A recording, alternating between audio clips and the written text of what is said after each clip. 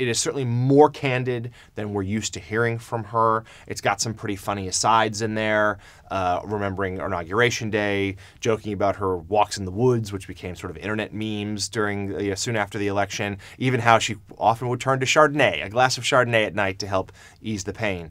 I think for her, she has a chance to sort of maybe once and for all say, this is what happened a year ago. These are things that I think contributed to my defeat. These are outside factors that contributed to my defeat, but also here are my personal mistakes that helped bring about the election of Donald Trump. She certainly is unsparing of her criticism of Donald Trump, who she says is unfit for office, like she said during the campaign a year ago. And she says what she's seen so far of his term has only borne that out.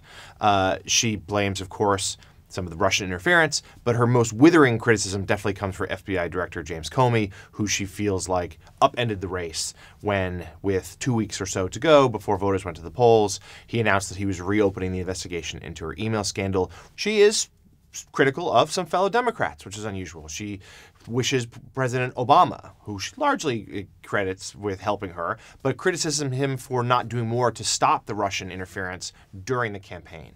She goes after Joe Biden a little bit for claiming that her campaign did not have a message for working class voters, saying that, well, he was out there every day as my surrogate. We were all saying these things. I feel like that is something I addressed. And certainly she is critical at times of Bernie Sanders, who she feels like has sort of, as she said during the campaign, sort of had these big pledges, vague promises of things that he could deliver for voters without ever really filling in the specifics of how to get those things done. This book, and Hillary Clinton's return to the spotlight, has made some Democrats nervous. They feel like the last thing they should be doing is rehashing and reliving the 2016 campaign and reopening the feud between Clinton supporters and Sanders supporters, which at times was very bitter a year ago, and instead the party should be coming together, focusing on a new unified message for the 2018 midterm elections, and of course the 2020 campaign against President Trump.